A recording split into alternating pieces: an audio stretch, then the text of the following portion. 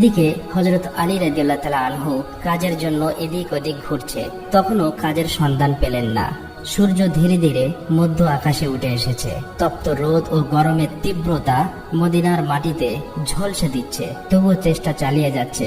হঠাৎ বাড়ির কথা মনে পড়তেই হযরত আলী রাদিয়াল্লাহু তাআলা আনহুর চোখে পানি চলে আসলো। কোনো উপায় না পেয়ে অবশেষে হযরত আলী রাদিয়াল্লাহু তাআলা আনহু এক সাহাবীর বাড়িতে গেলেন এবং সালাম দিয়ে বললেন, প্রিয় ভাই, বড় আশা নিয়ে আপনার কাছে এসেছি। আমাদের বাড়িতে কোনো খাবার নেই।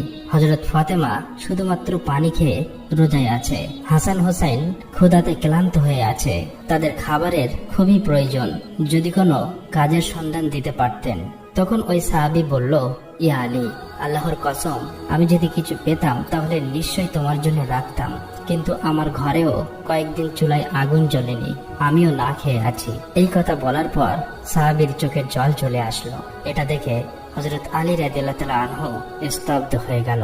তখন তিনি সান্ত্বনা দিয়ে বললেন, প্রিয় ভাই, দুঃখ করো না, আল্লাহ তাআলা কোনো না কোনো ব্যবস্থা করবেন।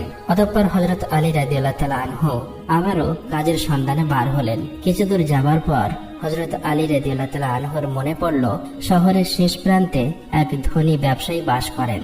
তখন তিনি মনে মনে বললেন, তার কাছে গেলে কেমন হয়, হয়তোবা তিনি কোনো কাজের ব্যবস্থা করতে পারবেন। এই চিন্তা করে সেই ধনী ব্যবসায়ীর বাড়ির দিকে যেতে লাগলেন।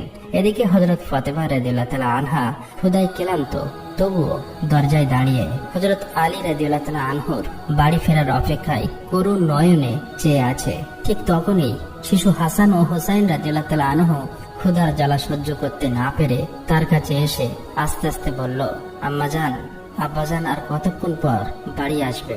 এই কথা শুনে হযরত ফাতেমা রাদিয়াল্লাহু তাআলা আনহার বুক ফেটে যেতে লাগলো।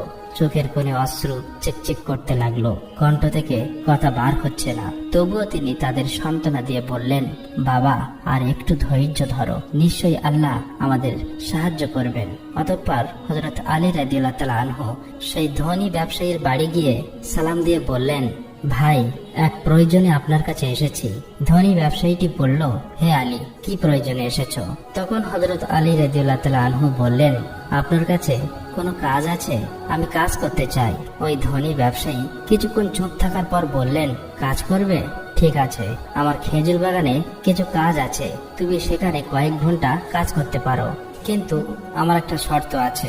কাজের মূল্য হিসেবে আমি কোনো টাকা পয়সা দিতে পারবো না, আমি তোমাকে কয়েকটি খেজুর দিতে পারি। তখন হযরত আলী রাদিয়াল্লাহু তাআলা আনহু এই কথা শোনা মাত্রই চুপ হয়ে গেল।